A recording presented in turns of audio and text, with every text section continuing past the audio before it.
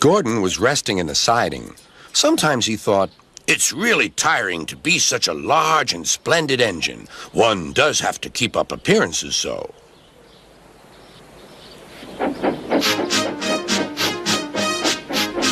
Beep, beep, beep, beep. Hello, lazy bones, whistled Henry. What cheek, spluttered Gordon. That Henry is too big for his wheels. Fancy speaking to me like that. Me, who has never had an accident. Are jammed whistles and burnt safety valves accidents? Asked Percy innocently. No, indeed. High spirits. Might happen to any engine. But to come off the rails like Henry did, well, I ask you, is that right? Is it decent? Then it was Henry's turn to take the express. Gordon watched him getting ready. Be careful, Henry. You're not pulling the flying kipper now. Mind you keep on the rails today.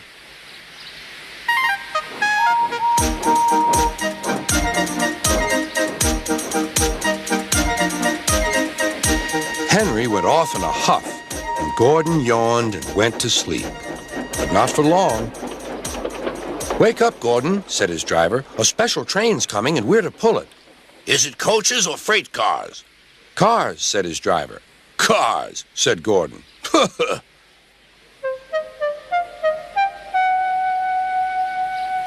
Gordon's fire was slow to start, so Edward had to push Gordon to the turntable to get him facing the right way. I won't go! I won't go! Grumbled Gordon. Don't be silly! Don't be silly! Puffed Edward. At last, Gordon was on the turntable. The movement had shaken his fire. It was now burning nicely and making steam. Gordon was cross and didn't care what he did.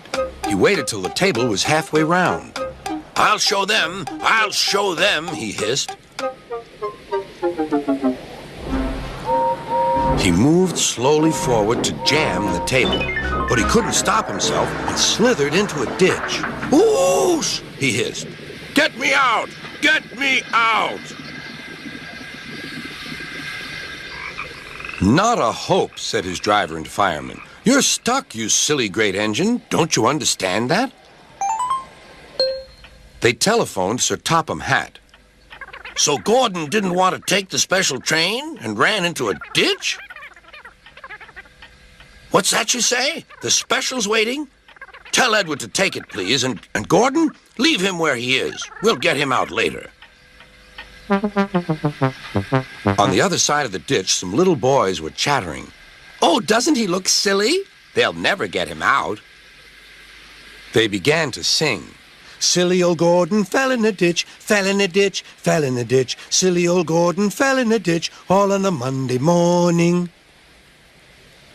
Gordon lay in the ditch all day. Oh dear, he thought, I shall never get out.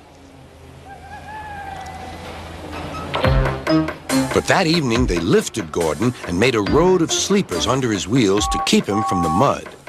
Strong ropes were fastened to his back end, and James and Henry, pulling hard, managed to bring him to safety.